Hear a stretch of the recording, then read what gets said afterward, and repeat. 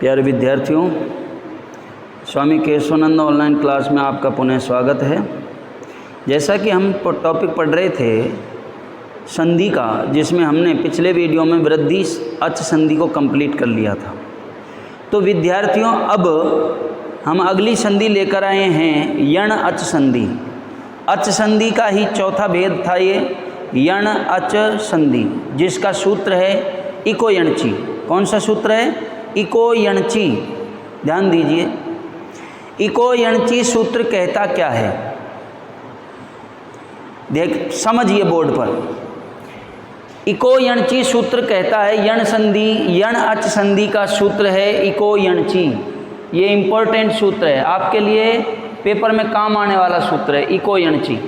ठीक है, इक आ रहा है और यण भी आ रहा है, ये यण लिख लिया हमने। अची, अची से मतलब अच, ये परिभाषा सूत्र में ही है। इक के बाद यदि अच आए और वो अच भी कैसा हो? भिन्न हो। कैसा हो? भिन्न। ऊपर लिख रहा है आपको भिन्न अच हो। इक के बाद यदि भिन्न अच आए तो यणादेश हो जाता है, यण हो जाता है। कहने का मतलब यण हो जाता है। सीधी सी सिंपल सी परिभाषा। इक के बाद यदि भिन्न अच आए तो यणादेश हो जाता है, यण आदेश। अब इसमें आपको समझना होगा, माहेश्वरी सूत्रों में इक प्रत्याहार और यण प्रत्याहार दोनों को समझना होगा। माहेश्वरी सूत्र यदि आपको याद हैं तो इक प्रत्याहार सूत्र के अंतर्गत ये देखिए आप कौन कौन से वर्ण आते हैं। तो मैं भी बता देता हूँ, आप भी सुनिए। इक प्रत्याहार के अंतर्गत ई, ऊ, री और लरी ये वर्ण आते हैं। यदि जिन वर्णों के पीछे हलंत लग रहा है वो वर्ण नहीं है, वो प्रत्याहार सूत्रों की सिद्धि के लिए हैं, ध्यान रखें। ई, ऊ, री, लरी ये चार वर्ण आते हैं इक प्रत्याहार के अंतर्गत। इक प्रत्याहार के अंतर्गत कौन कौन से वर्ण आते हैं? ई, ऊ, री, लरी। अब यण प्रत्याहार के अंतर्गत, यण प्रत्याहार के अंतर्गत आते हैं ये, वे, रे, ले। ये वे रे ले। ध्यान दो, ये माहेश्वरी सूत्रों में जाइए आप, है ये वे रेटे लेने, इनको देखिए। तो ये से स्टार्ट करो, ये से स्टार्ट करो। कौन सा वर्ण आ रहा है? ये, वे, रे, ले, ये चार वर्ण आ रहे हैं। तो ई का होगा ये, ऊ का होगा वे, री का होगा रे, लरे का होगा ले। ध्यान देना, ई का ये, ऊ का वे, री का रे, लरी का ले हो जाता है। यही है कौन सी संधि? यण अच संधि। कब होगा ये? इक का यण कब होगा? इक का यण मुझे बताइए आप कब होगा? जब इक के बाद भिन्न अच हो। भिन्न अच, अच का मतलब होता है स्वर। अच का मतलब क्या होता है? स्वर। यदि इक के बाद भिन्न स्वर हो, भिन्न अच हो या भिन्न स्वर हो तो यण हो जाता है। ध्यान दीजिए, परिभाषा आपके सामने है। ई छोटी हो चाहे बड़ी हो, लघु हो चाहे दीर्घ हो, एक ही बात है। ई के बाद यदि भिन्न अच है तो यह हो जाता है। किसका होता है ये? ई का। ई का ये हो जाता है। ऊ का क्या होएगा? वे, री का रे, लरी का ले हो जाता है। अब इसमें बच्चों आपको सीखने वाली बात यह है कि भिन्न अच कहेंगे किसे? अरे मेरा सीधा कहने का मतलब ये है, ई के बाद ई नहीं आना चाहिए। ई के बाद ई के, देखो ई, ये ई के बाद यदि ई आ जाएगा तो वो तो समान स्वर हो गया, भिन्न कहाँ हो गया? तो भिन्न आना चाहिए, समान नहीं आना चाहिए। समान आएगा तो दीर्घ संधि हो जाएगी। कौन सी संधि हो जाएगी? दीर्घ। आपने पढ़ा था। तो भिन्न का मतलब है इस वर्ण के बाद, इस वर्ण के बाद। कौन से वर्ण के बाद? ई के बाद ई नहीं हो, ऊ के बाद ऊ नहीं हो, री के बाद री नहीं हो, लरी के बाद लरी नहीं हो, वही होता है भिन्न अच। और कोई स्वर हो लेकिन समान स्वर नहीं हो। समान स्वर नहीं होगा तो कैसा हो जाएगा? वो भिन्न हो जाएगा। कैसा हो जाएगा? भिन्न। यही समझाने वाला था मैं। इक माहेश्वरी सूत्र के अंतर्गत कौन कौन से वर्ण आते हैं? इक प्रत्याहार सूत्र के अंतर्गत वर्ण आते हैं ई, ऊ, री, ले। इनका बड़ा कर दिया मैंने। ई का दीर्घ ई, ऊ का ऊ, री का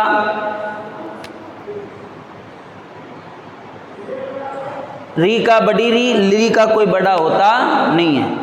यदि इन वर्णों के बाद यदि अच आवे, भिन्न अच आवे, तो क्या हो जाता है? ई का ये, ई का क्या होएगा? ये, ऊ का वे, री का रे, ली का ले हो जाता है। तो लिख लीजिए जो मैं बोल रहा हूं आपको। यदि ये समझ में आया हो तो ये डायग्राम बना लीजिए साथ ही साथ में मेरे साथ। ये नहीं आया तो मैं परिभाषा भी बोल रहा हूं। यदि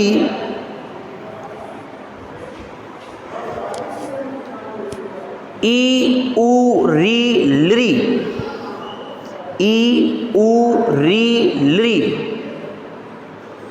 कोष्टक में लिख दो लघु या दीर्घ, लघु या दीर्घ, वर्णों के परे, वर्णों के परे, वर्णों के परे कोई भिन्न स्वर हो, कोई भिन्न स्वर हो तो क्रमशः, क्रमशः, क्रमशः ये में अलंत लगाइए, ये वे रे ले, कॉमा लिख दीजिए, कॉमा लगा दीजिए, ये कॉमा वे कॉमा रे कॉमा ले हो जाता है, हो जाता है। आपने परिभाषा में आपने लिखा यदि ई ऊ री लरी, इनमें भी कॉमा लगाइए, ई कॉमा ऊ कॉमा री कॉमा लरी में कोई जरूरत नहीं है, ई कॉमा ऊ कॉमा री कॉमा लरी। लघु या दीर्घ वर्णों के परे, वर्णों के परे कोई भिन्न स्वर हो तो क्रमशः ये वे रे ले हो जाता है। यही परिभाषा समझाई थी। ई का होगा ये, ऊ का होगा वे, री का होगा रे, लरी का होगा ले, यही होता है क्रमशः। क्रमशः का मतलब आपने ई पहले लिखा तो ई का क्या होगा? ये, ऊ बाद में लिखा वे, री का रे और लरे का ले हो जाता है। पहचान क्या बताई थी? ये वे रे से पूर्व आधा वर्ण, ध्यान दो, ये वे रे से पूर्व आधा वर्ण। मैं परिभाषा जब पहचान आपको जब बताऊंगा, जब मैं इनको उदाहरणों को समझा दूंगा। इसमें यण संधि में इको यणची सूत्र के अलावा 7 सूत्र और चलते हैं। वो 7 सूत्र कौन कौन से हैं बोर्ड पर ध्यान दीजिए। तस्मिन् इति निर्दिष्टे पूर्वस्य, तस्मिन् इति निर्दिष्टे पूर्वस्य, ये सूत्र कहता है कि जो संधि कर रहे हो आप, 2 वर्णों के मध्य संधि जो होगी उसमें कोई व्यवधान नहीं होगा। क्या नहीं होगा? उस संधि में कोई व्यवधान नहीं होगा। स्थानीय अंतरतम है। ये सूत्र कहता है कि ई के स्थान पर यह होगा, ऊ के स्थान पर वह होगा, री के स्थान पर रे होगा, लरी के स्थान पर ले होगा, बता रखा है मैंने। अगला सूत्र कहता है अणची चय। ये अणची चय सूत्र द्वित्व कर देता है। जैसे ई का यह होता है तो उसको 2 बार कर देता है, ई का यह 2 बार कर देता है, द्वित्व। अगला सूत्र क्या है? जलाम जस जसी। जो ये पूर्व वर्ण होता है, जैसे पूर्व, ध्यान दें, जो प्रथम पद का अंतिम वर्ण होता है उसी को ही अपने वर्ग के तीसरे वर्ण में बदल देता है, अपने ही वर्ग के तीसरे वर्ण में बदल देता है। कौन सा सूत्र? जलाम जस जसी। अगला सूत्र है संयोगान्तस्य लोप है। अंतिम द्वित्व का लोप हो जाता है, अंतिम द्वित्व का लोप हो जाता है। जो 2 किए थे हमने, 2, अंतिम द्वित्व का लोप हो जाता है और उस अंतिम द्वित्व के साथ साथ पूरे शब्द का लोप हो जाता है। लेकिन इस सूत्र का निराकरण करता है अगला सूत्र अलो अंतस्य। अलो अंतस्य सूत्र कहता है केवल जो द्वित्व हुआ है, द्वित्व 2 बार जो आपने लिखा है, 2 बार जो वर्ण लिखा है, उसका केवल अंतिम वर्ण का ही लोप होगा। ये सूत्र इसका निराकरण करता है। संयोगान्तस्य लोप है सूत्र का निराकरण कौन सा सूत्र करता है? अलो अंतस्य। और लास्ट सूत्र है यणे प्रतिषेधय वाच्य।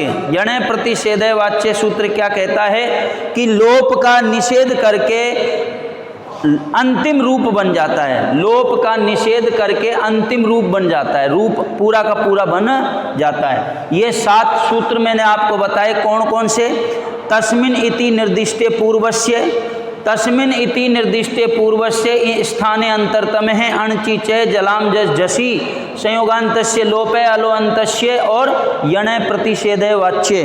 इन सूत्रों पर आपका फोकस नहीं होना चाहिए।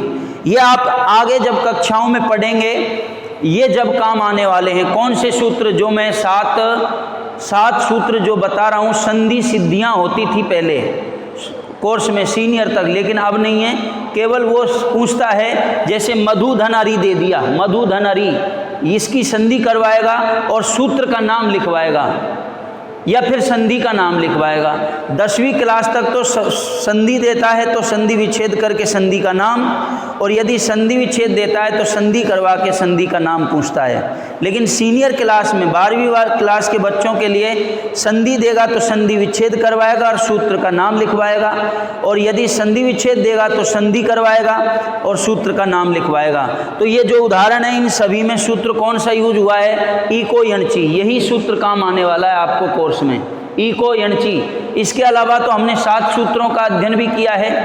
कौन कौन से सूत्र हैं वो देखो। तस्मिनिति निर्दिष्टे पूर्वस्य स्थाने अंतरतम है अणचि च जलाम जस जसी पढ़ा है हमने। संयोगांतस्य लोप है, अलोअंतस्य, और लास्ट में हमने पढ़ा है यने प्रतिषेधे वाच्य।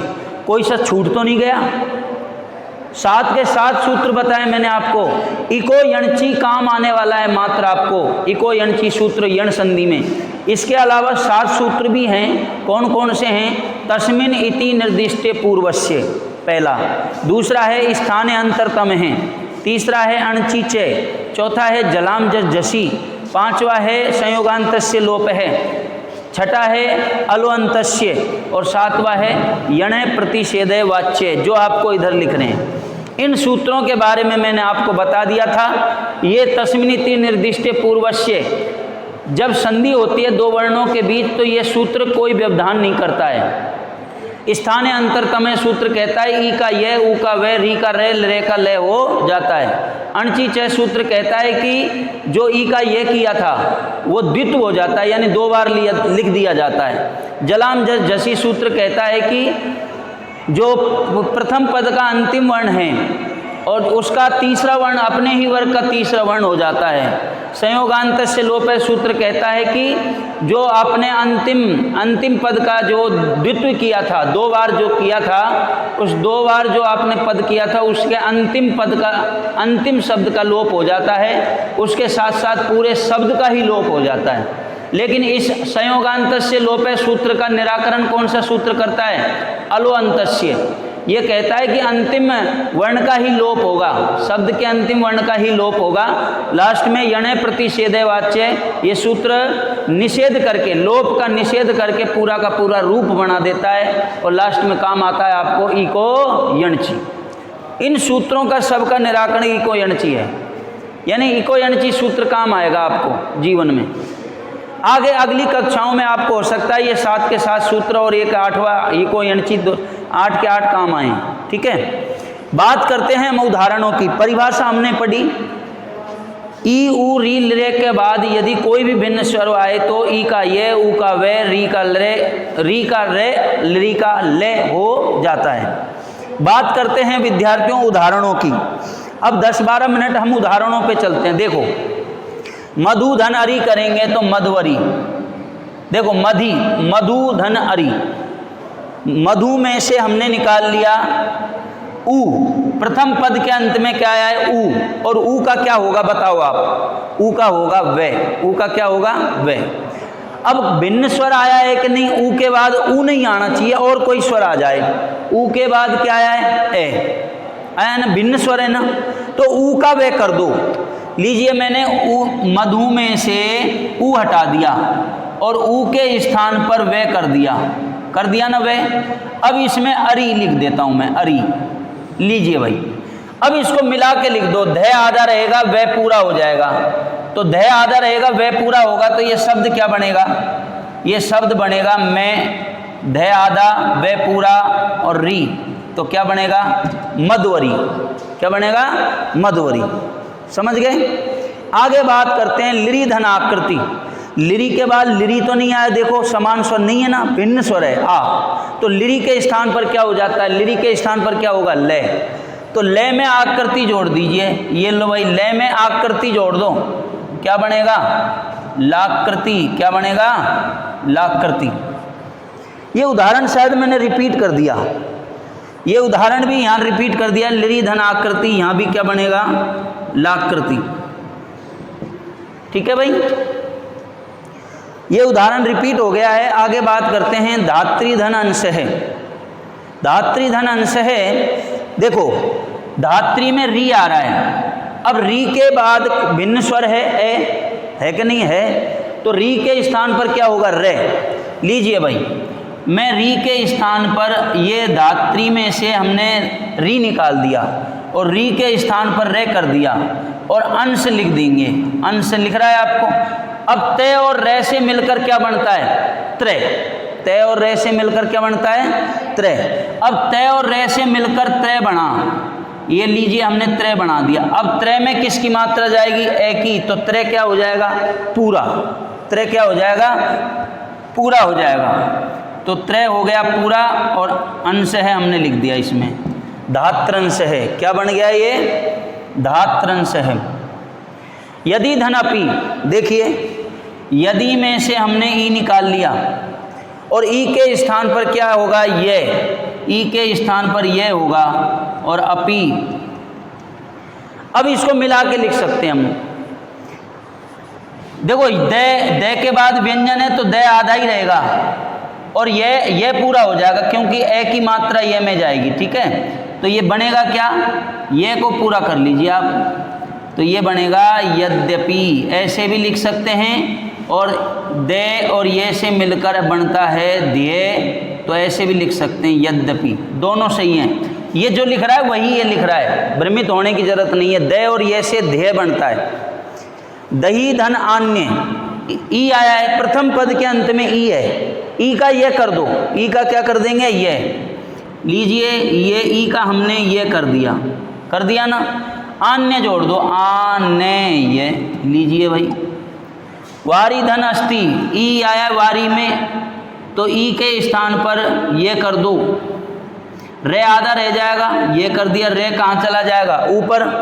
अस्ति इसमें हमने मिला दिया, वार्य अस्ति, ऐसे बनेगा। ठीक है,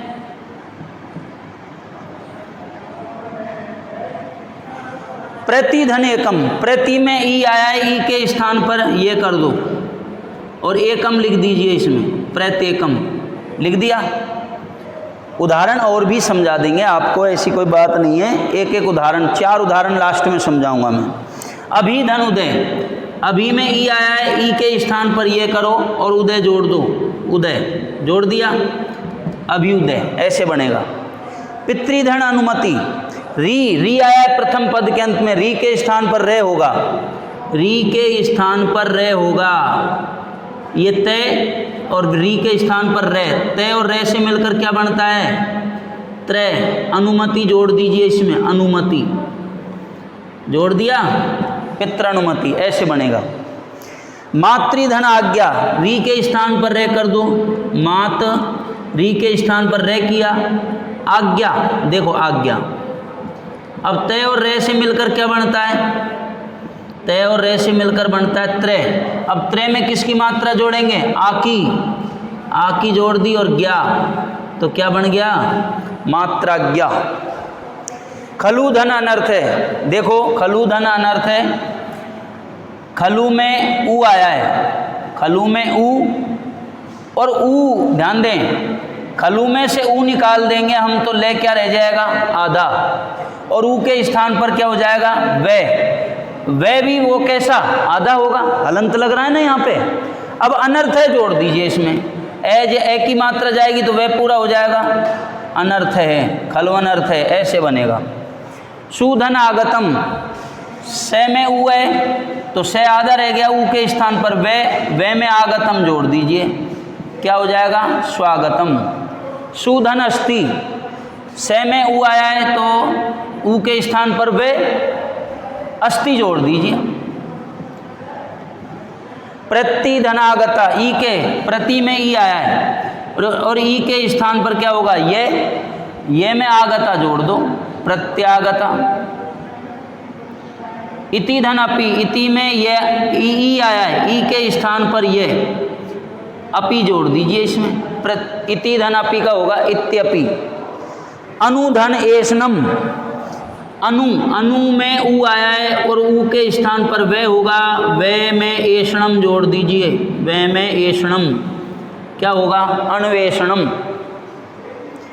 दिनेशु धन एषु, दिनेशु में ऊ आया है, ऊ के स्थान पर वह होगा, दिनेशु में ऊ के स्थान पर वह होगा और वह में एषु जोड़ देंगे तो ये बनेगा दिनवेशेषु,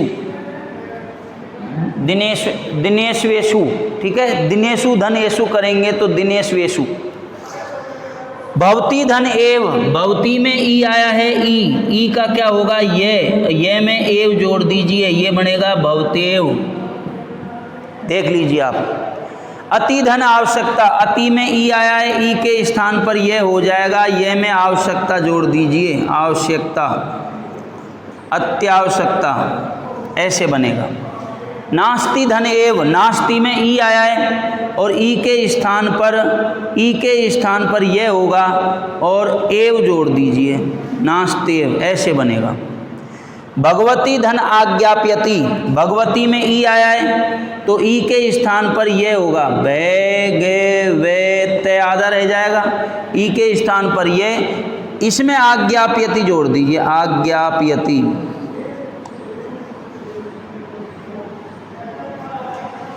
लिरी धन आकार, लिरी के स्थान पर ले हो जाता है, ले में आकार जोड़ दो, क्या बनेगा, लकार है।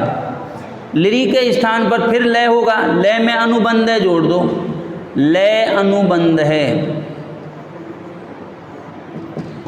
ई धन अयम, ही में ई आया है, ई के स्थान पर यह होगा और ये में अयम जोड़ दीजिए, अयम।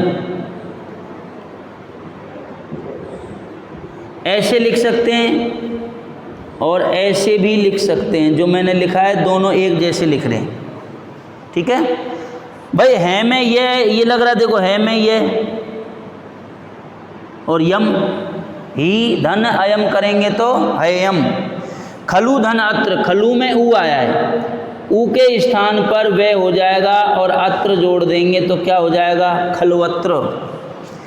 अस्ति धन आत्मा, अस्ति में ई है, ई के स्थान पर ये आत्मा जोड़ दीजिए, अस्त्यात्मा, ऐसे। नदी धन अत्र, नदी में द आधा रह जाएगा, ई के स्थान पर ये और अत्र जोड़ दो, नद्यत्र, या ऐसे भी लिख सकते हैं हम, नद्यत्र। दोनों एक जैसे हैं, ठीक है ना। अब बात करें हम वधू धन आगमनम, वधू में ऊ आया है, बड़ा ऊ, और ऊ के स्थान पर क्या हो जाएगा, वे में आगमनम जोड़ दो, आगे में ने में, वधवागमनम, ऐसे बनेगा। पितृधन आदेश, री के स्थान पर रह हो जाएगा तो क्या बन जाएगा, पित्रादेश है।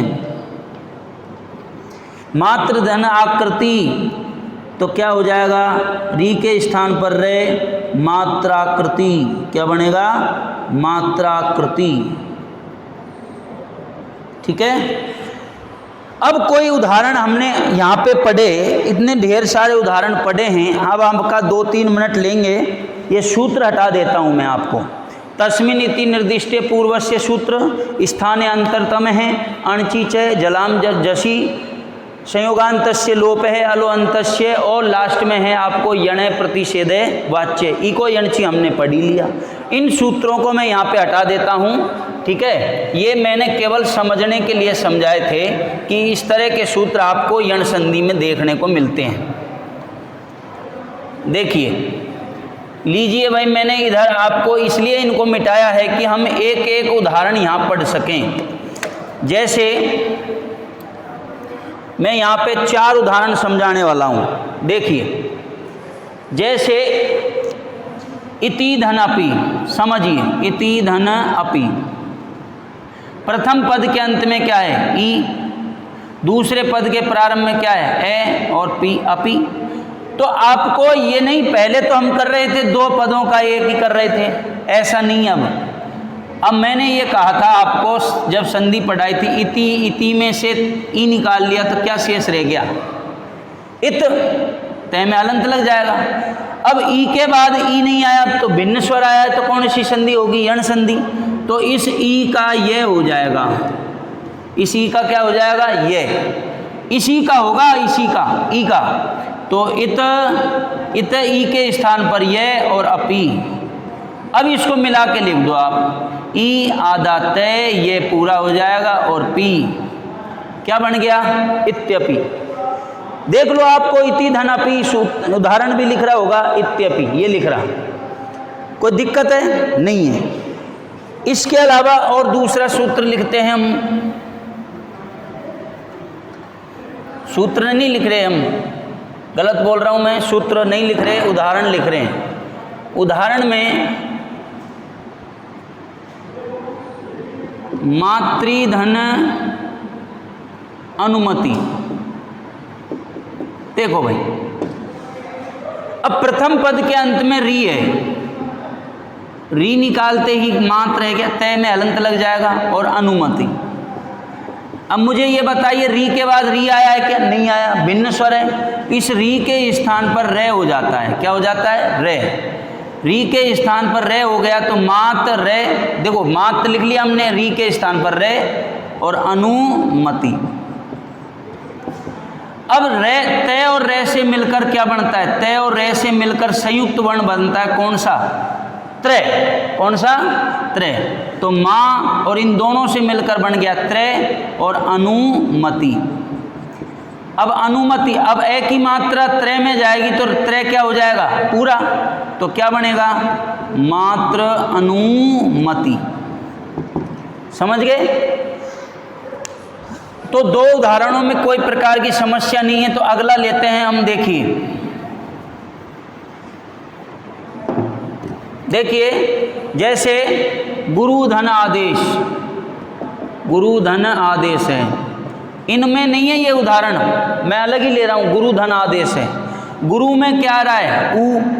अब ऊ निकाल दिया तो क्या रह गया? गुर, और बाद में क्या है? आदेश है। अब ऊ के बाद ऊ तो नहीं आया, भिन्न स्वर है, आ है, तो इसलिए ऊ का क्या हो जाएगा? वे। तो गुर, ऊ के स्थान पर क्या कर दिया? वे, और आदेश है। अब मिलाओ इसको, गु, रे आधा है, तो रे आधा है तो यहाँ पे वे के ऊपर चला जाएगा, ये वे में आ की मात्रा लगाओ, और देश है, तो क्या बन जाएगा? गुरवा देश है। ठीक है। अब देखो, हमने 3 उदाहरण पढ़ लिए, ई का भी पढ़ लिया, ऊ का भी पढ़ लिया, और री का भी पढ़ लिया। रह कौन सा गया? लिरी का। तो जैसे हम पढ़ते हैं यहाँ पे, लिरी धन आकृति, लिरी के स्थान पर क्या होता है? ले, और लास्ट में क्या है? आकृति। अब देखो, लिरी के बाद ले, लिरी तो नहीं आया, भिन्न स्वर आ रहा है, इसलिए ले, लिरी का क्या हो जाएगा? ले। अब ले में आकृति जोड़ दो आप, तो क्या बन जाएगा? लाकृति। ये इस तरह से आपको मैंने जो उदाहरण बताए हैं, इन सभी उदाहरणों को आप रफ कॉपी में हल करके देखिएगा। कोई भी समझ में नहीं आए तो स्कूल में आके संपर्क करें। ठीक है। तो आज के लिए विद्यार्थियों इतना ही, बाकी पढ़ेंगे हम शेष नेक्स्ट वीडियो में।